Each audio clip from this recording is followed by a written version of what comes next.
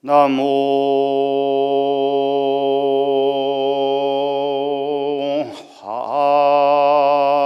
화엄교조 피로자나불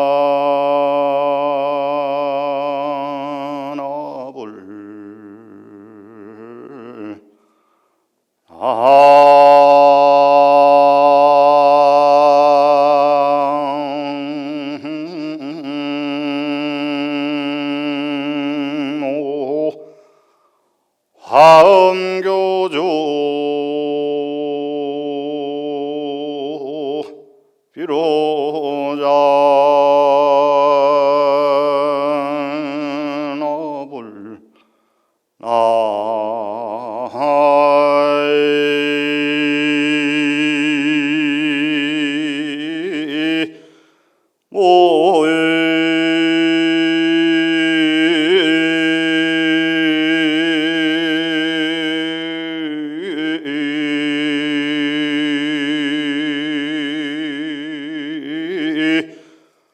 화엄교주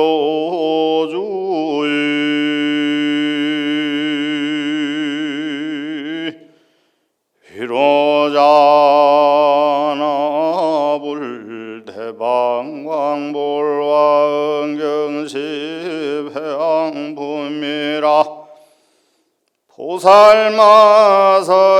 율거지 회양이니 금강당 보살이 선정에서 일어나 보살들에게 말하였다. 불자들이여 보살마살의 불가사의 한 큰 서운이 법계에 충만하여 일체 중생을 널리 구제한다. 그것은 곧 과거 미래 현재의 모든 부처님의 회양을 닦아 배우는 일이다. 보살마살의 회양에 10가지가 있으니 삼세 부처님들이 다같이 말씀하신 것이라. 첫째는 일체 중생을 구하면서도 중생이라는 생각을 떠난 회양이요, 둘째는 깨트릴 수 없는 회양이요, 셋째는 모든 부처님과 동등한 회양이요, 넷째는 모든 곳에 이르는 회양이요, 다섯째는 다함이 없는 공덕장 회양이요, 여섯째는 모든 평등한 선근에 들어가는 회양이요, 일곱째는 일체 중생을 평등하게 따라주는 회양이요, 여덟째는 진여 모양인 회양이요, 아홉째는 속박도 직착도 없는 회양이요, 열째는 법계에 들어가는 무량 회양이라. 이것을 보살마살의 10가지 회양이라니 과거 미래 현재의 부처님들이 이미 말씀하셨고 앞으로 말씀하실 것이며 지금 말씀하시니라.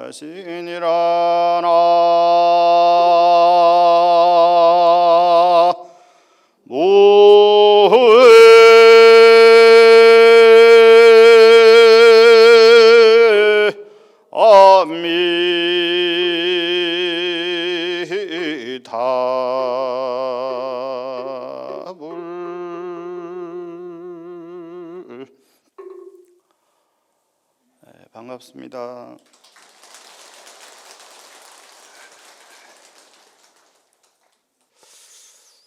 오늘 제가 맡은 품은 십회양 품인데요.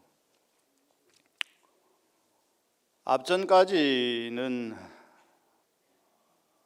죽으라고 이제 도 닦고 공부하는 시간이었다고 할 것 같으면 지금부터는 이제 완전히 다른 방식으로 공부를 해야 되는 시간입니다. 굉장히 중요한 시간이죠. 어떻게 보면 화엄경 전체 가운데에서 오늘 날짜가 딱 16일 차인가요? 그렇죠? 그것처럼 딱 중반부에 해당되는데 지금 여기서는 패턴이 확 바뀌어요. 앞에까지는 10주를 바탕으로 해서 10신을 일으키고 10신을 바탕으로 해서 10가지 실천을 열심히 해왔다라고 할 것 같으면 이 10회항에서는 회전취향이라고 해서 이제 다시 리턴하는 거예요. 리셋시키는 거예요. 무슨 말이냐 하면 내가 해왔던 모든 것을 버리는 공부를 하는 겁니다. 지금부터는 내가 그렇게 해왔던 모든 것으로부터 자유롭기 위해서 끊임없이 비우고 버리고 버리는 공부를 한다. 그래서 십회향 공부를 옛날 큰 스님들께서는 뭐라고 하느냐 그러면 회전취향, 이 네 글자로 이야기를 합니다. 회는 돌이키다, 돌리다 이런 뜻이고, 전은 앞으로 계속 나아가던 것들을 돌린다 이 말이에요. 멈춘다 이 말이에요. 회전. 그 다음에 취향, 다시 나아가는 거예요. 그러니까 경로 설정을 다시 해야 되는 거죠.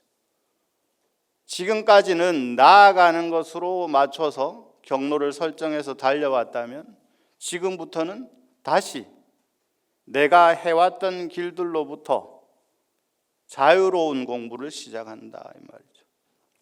그걸 회향 공부라 하고, 사전에 보면 회심이라는 말을 우리말로 뭐라고 표현해놨냐 그러면 도리 마음이라고 표현을 해놨어요. 도리 마음. 오늘 하나 배워갑니다. 그죠? 다 같이 한번 해볼까요? 도리 마음. 이게 회심이에요.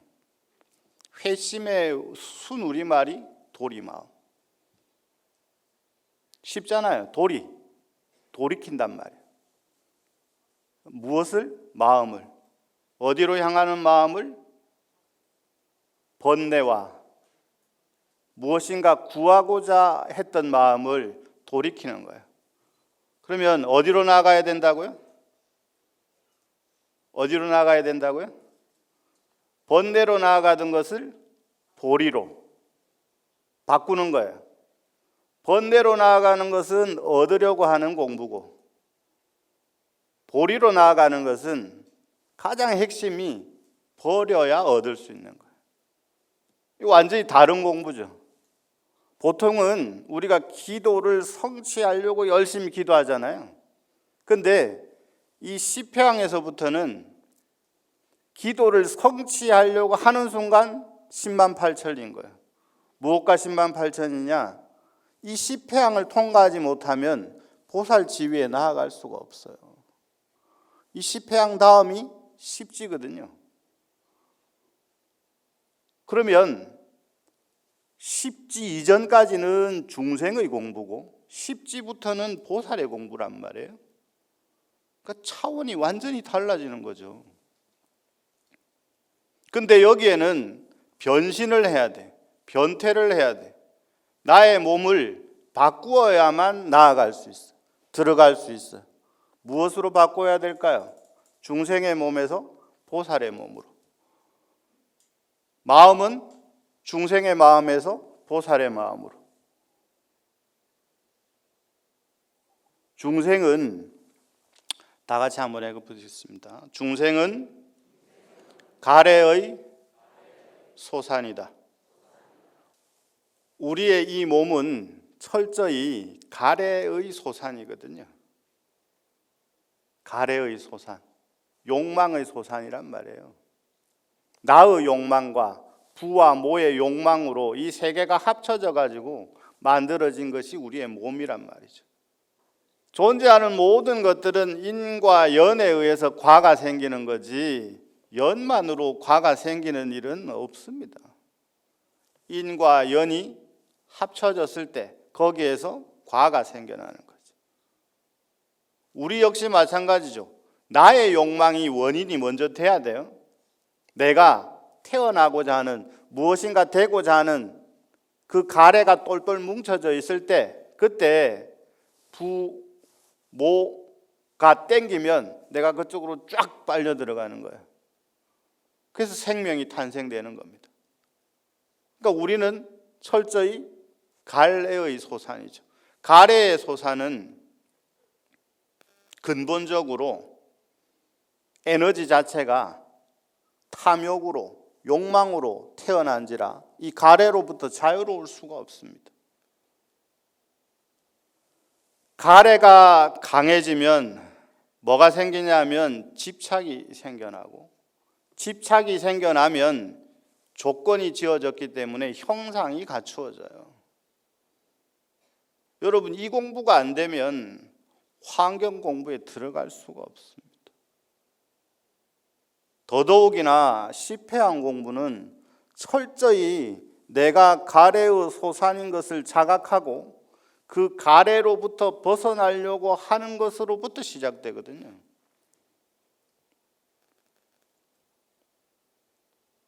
가진 것이 많은 사람일수록 내려놓기가 힘들고 버리기 힘든 것 가운데 가장 극점에 있는 것이 이 목숨에 대한 영혼에 대한 욕망이에요. 계속되었으면 하는 그 욕망은 이 불길은 꺼지지가 않는단 말이죠. 어떻게 보면 지금 이 자리에 계신 여러분들도 무엇인가의 욕망에 의해서 여기에 와 계실 거잖아요. 그죠? 화음 살림을 통해서 무엇인가를 하겠다 하는 욕망이 마냥 나쁜 것만은 아닙니다. 그죠?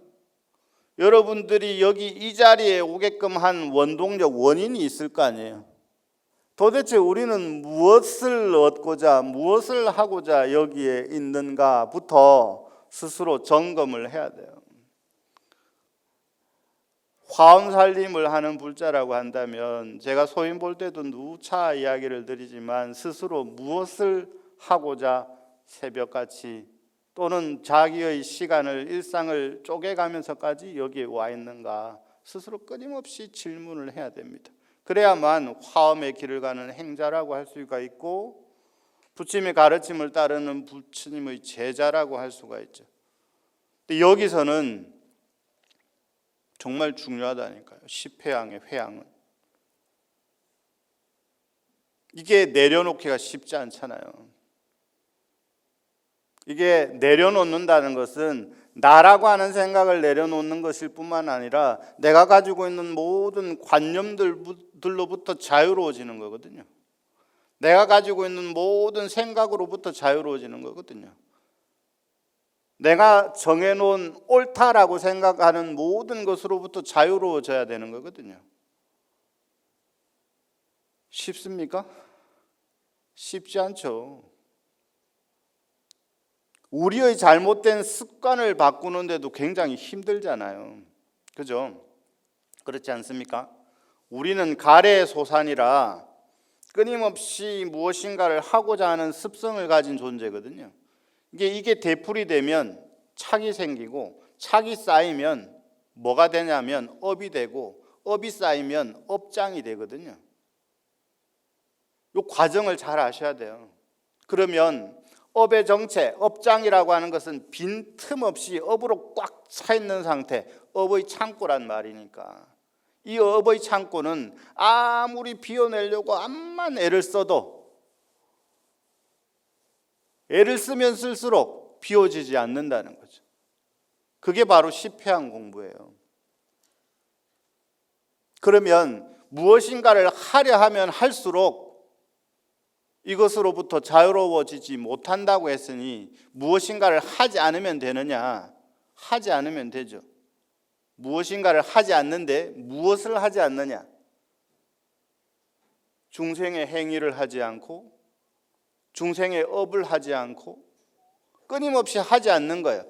하지 않음으로써 무엇이 이루어지는데 무엇이 이루어지느냐? 보살의 행이 이루어지죠. 이해가 가십니까? 이게 무의행이에요. 하지 않는 것이 아니라 함으로써 이루어지는 것. 많이 들어보셨잖아요. 이제 여기 앉아 있을 정도면 유의와 무의 정도는 무엇인가 하려고 하는 거, 하지 않으려고 하는 것 정도는 알잖아요. 그런데 하지 않으려고 하는 것에 함정이 있다니까. 하지 않으려고 함으로써, 비움으로써 끊임없이 채워지는 거예요.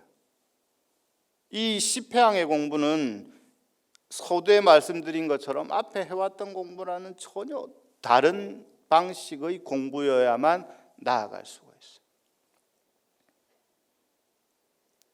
십행까지는 무슨 공부라고요? 얻으려고 하는 거, 하려고 하는 거. 아, 이것도 해야 돼, 저것도 해야 돼, 이걸 반드시 해야 돼, 저걸 반드시 해야 돼 라는 공부였다면 십회항의 공부는 내가 해왔던 것을 다시 한번 되짚어 보는 거예요.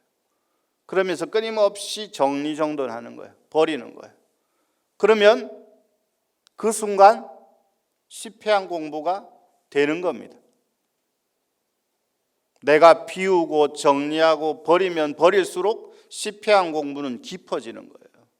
그러면 그렇게 해야만 중생의 몸이 보살의 몸으로 바뀌게 되고 중생의 마음이 보살의 마음으로 바뀌는 거예요.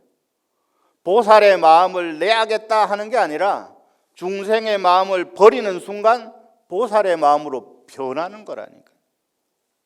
말씀드렸다시피 중생은 근본 태생 자체가 무엇인가를 해야만 하는 종족이에요. 그렇기 때문에 중생이라고 불리우거든요. 그런데 보살이라고 하는 종족은 무엇인가를 하겠다는 생각이 전혀 없어요. 오직 하나 있는데 중생을 위한 마음 하나밖에 없는 거예요. 보살은 보살이 무엇인가를 한다는 마음 자체가 없습니다. 때문에 보살이 하는 모든 행동은 오직 초점이 어디에 맞춰져 있느냐? 중생에게 맞춰져 있어요. 관세음이 내가 이걸 해가지고 부처가 되겠다는 생각이 전혀 없다니까. 문수보살이 내가 뭘 해가지고 부처의 경지에 오르겠다, 비로자나가 되어야 되겠다, 석가모니 불이 되어야 되겠다 이런 생각이 전혀 없다니까. 보살의 행은 철저히 중생에 맞춰져 있어요. 그래서 화엄경 내용을 보면 보살은 이와 같은 연고로 중생을 향해서 끊임없이 이토록 노력한다 이렇게 나오죠.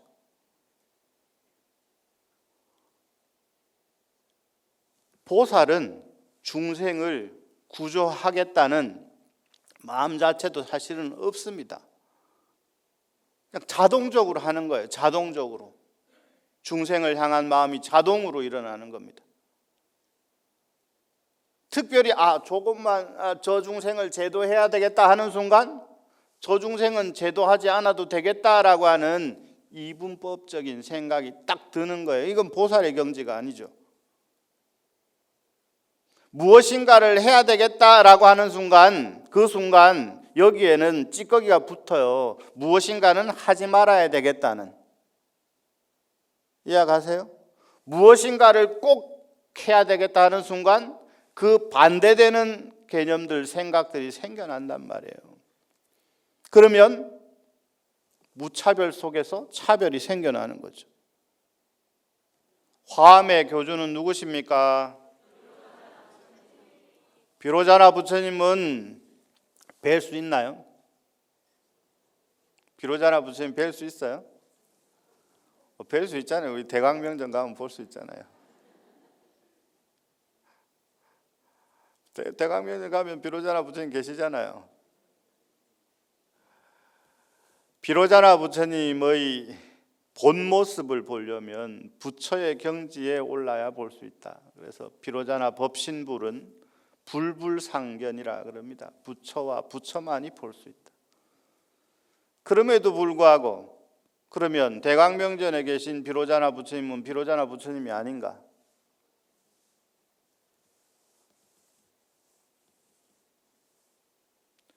대강명전에 계신 비로자나 부처님은 상으로 존재하는 비로자나 부처님이 분명하죠. 고로 비로자나 부처님이 계신 거예요.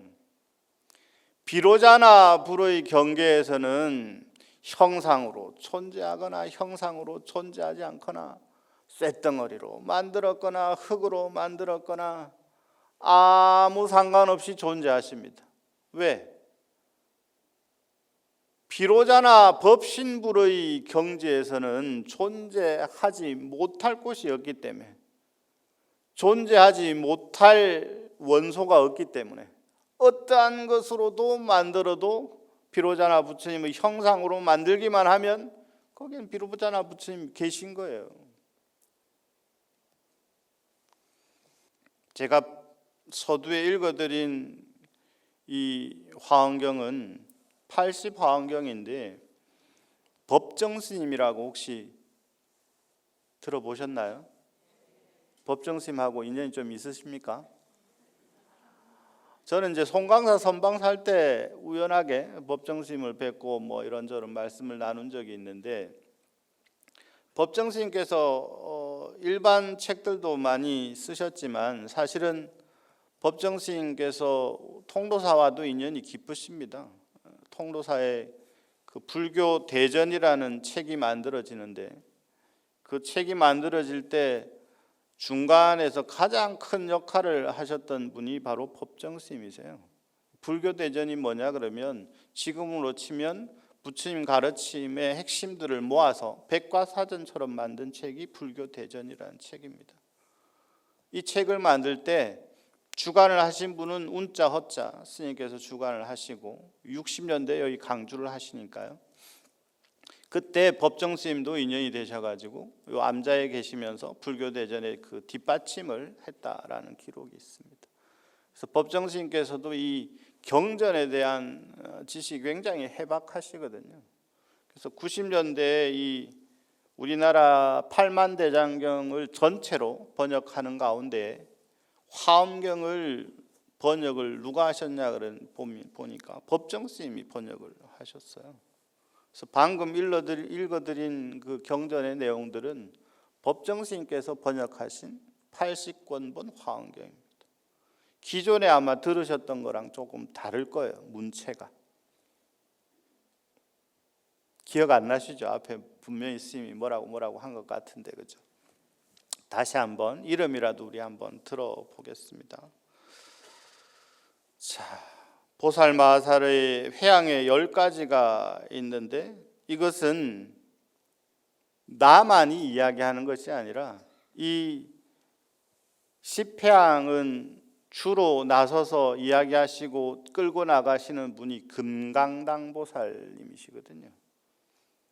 금강당 보살. 앞에까지는 공덕림 보살님이 주도적으로 해오셨을 거예요. 그런데 여기서는 금강당 보살님으로 바뀌어요. 그러면서 보살의 회양에는 10가지가 있는데 이것은 지금만 이야기하는 것이 아니라 과거, 현재, 미래 3세 모든 부처님들이 한결같이 말씀하신 것이다. 금강경에 이 비슷한 말씀들이 있어요. 무슨 말씀이냐 그러면 중생들이 일찍 듣지 못했던 것들을 들으면 의심병이 생긴다. 미중유한 일이다. 희유한 일이다. 희유세존이시여 이런 거 많이 들어보셨죠? 희유세존이시여. 부처님 정말 희유합니다. 이거 무슨 말이냐 하면 세상에 없던 이야기라는 거죠. 일반적인 이야기가 아니라는 거죠. 이거 처음 들어보는 거예요. 이런 말이죠. 요즘 말로 하면 핫한 거예요. 굉장히 핫한 겁니다. 기존에서는 도저히 들어보지 못하고 오직 부처님 말씀만 해서 들을 수 있는 것. 그러니까 희유세존이십니다. 미증유한 일입니다. 이러면서 의심하는 마음을 일으킬 때 그때 금강경에서 뭐라고 말씀하세요? 여자며 실어자며 불광어자며 불리어자다. 열애는 야, 내 말 맞다. 내 말 믿어라. 여자며 나는 말과 그대로 실천하는 자이며 불리어자며 틀린 말을 하는 자가 아니며 불광어자 거짓된 말을 하는 자가 아니며 여자다. 진짜 배기 말만, 진실된 말만, 참된 말만 하는 사람이다. 부처님께서 왜 이런 말씀을 하시겠어요? 중생이 안 믿으니까. 내 말 좀 믿으라고 오죽 답답하시면 부처님 그런 말씀을 하시겠어요? 여기서도 역시 마찬가지. 지금 이 시패왕의 이야기는 내가 하는 이야기가 아니라 과거에도 이와 같은 이야기가 있었고 현재에도 이와 같은 이야기를 하고 미래에도 시간이 아무리 변한다 하더라도 이 진리는 변하는 것이 아니다. 세상의 모든 것은 변하지만 오직 붓다의 가르침만은 영원하다라는 것을 말씀하시는 겁니다. 그러면서 첫째는 일체 중생을 구호하면서도 중생이라는 생각을 떠난 회양이요. 어떻게 금강경이랑 말씀을 좀 맞춰보니까 비슷한 것 같지 않습니까? 수보리여 열에는 일체 중생을 제도했다 하더라도 제도한 중생이 하나도 없느니라. 비슷합니까? 그죠? 화엄경이 모든 경전의 왕이라고 하는 이유가 거기에 있습니다. 여기엔 다 들어있어요. 여러분 108예참할 때 그 나오는 뒤에 개송들 있죠? 그 전부 화엄경에 나오는 개송. 스님들 영가전에 막 좋은 말 하는 거 거의 대부분 화엄경의 말씀이에요. 그래서 화엄경을 경전의 왕이라고 하는 이유가 거기에 있습니다. 비슷한 뉘앙스 아니에요? 일체 중생을 구호하면서도 중생이라는 생각을 한 번도 한 적이 없다. 내가 무엇인가를 하면 할수록 놓기가 쉽지 않습니다. 그런데 이 불보살님의 경지에 이런 자들은 정말 좋은 일을 해도 좋은 일을 했다는 생각 자체가 없죠. 왜냐하면 무엇인가를 하고자 하는 마음으로 한 적이 없기 때문에. 이해 가세요? 근데 우리는 막 이게 티내고 싶어서 한달이잖아요. 나 이렇게 착한 일 했다고 막. 그러니까 우쭈쭈 잘해라고 막 표창장도 주고 상장도 주고 뭐 상품도 걸고 뭣도 걸고 막. 근데 이렇게 하는 것은 본질에서 벗어난 거다. 근데 중생들은 이러한 것들을 너무너무 좋아한다. 선근을 행하되 선근을 행했다는 생각 자체도 없고 중생을 구해했을 때 중생을 구했다는 생각조차 없는 것. 그것이 시패왕 가운데 첫 번째 회양이다. 두 번째 회양은 깨트릴 수 없는 회양이다. 깨트릴 수 없는 회양, 이거 쉽지 않죠. 부처님은 백전백승이에요. 부처님은 실패한 적이 한 번도 없어. 보살의 경지에 이런 자도 실패한 적이 한 번도 없어. 왜 그러냐면 이 성공의 비밀, 백전백승 하면 할수록 다 이기는 비율을 제가 비결을 가만히 살펴봤더니 알고 보니까 별거 아니더라고요. 이길 때까지 하는 거예요. 네? 이게 부처와 보살의 비법이에요. 보살이 되려면 첫째, 부처님 가기 전에 보살 먼저 넘어갑시다. 보살이 되려면 딱 두 가지가 있어야 되는데, 하나가 선용기신, 그 마음을 항상 선하게 중생을 향한 끊임없는 사랑의 마음을 일으키려고 애를 써라. 두 번째, 무피염심해야 된다. 피곤해하거나 싫어하는 마음이 있으면 안 된다. 그럼 뭐예요? 그 말은 뭐예요? 될 때까지 한다는 말이에요. 될 때까지 한다는 말이에요. 그러면 실패가 있습니까? 없습니까? 없죠. 이번 생에 안 되면 다음 생에 하면 돼. 다음 생에 안 되면 그 다음 생에 하면 돼. 그러면 뭐예요? 뭐만이 있습니까? 성공만이 있잖아요. 알고 보니까 얼마나 허망하든지. 저는 보살이 뭐 굉장한 과정을 거쳐서 되는 줄 알았어요. 부처님도 역시 마찬가지요. 부처님은 전지전능의 경지에 도달하셨는데 왜 그런가 하고 봤더니 부처님 될 때까지 하셔야 될 때까지. 그가 제도되거나 제도되지 않거나 아무 상관이 없어. 왜냐? 그가 제도되거나 제도되지 않거나 부처님하고는 아무 관계가 없으니까. 그럼에도 불구하고 부처님은 끊임없이 중생을 향한 연민과 사랑으로 우리를 살피신다. 고로 부처님은 지칠 일이 없어요. 왜냐하면 기대치가 없기 때문에. 안 그렇습니까? 우리가 무엇인가를 원한다라고 할 때는 기대치가 있잖아요. 그 기대치가 이루어지지 않으면 뭐예요? 아이고, 이제 그만해야 되나? 이제 때리칠 때가 됐나? 이런 생각이 듭니까? 안 듭니까? 들죠? 근데 내가 기대치가 없으면 어떻게 돼요? 안 돼요. 그냥 내가 좋아서 할 뿐이지. 그가 되건 말건 아무 상관이 없어요. 그러니까 지칠 일이 없죠. 왜냐? 기대치가 없기 때문에.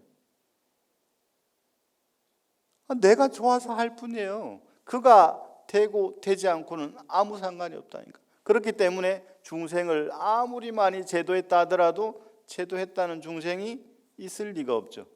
왜냐? 좋아서 했으니까. 근데 중생의 경우를 보면 어떻게 됩니까? 내가 좋아서 했다 하더라도 상대방이 나를 바라봐 주지 않거나 나의 생각을 몰라주거나 내가 기대하는 것에 벗어나면 어떻게 됩니까? 어떻게 됩니까? 도장 찍어야지. 이제 갈라서 해야지. 그렇지 않습니까? 맞잖아요. 내가 가지고 있는 기대치가 상대방이 못 따라오면, 못 미치면 그때는 이제 끝장을 봐야죠. 그게 중생의 마음, 중생의 삶, 중생의 결과.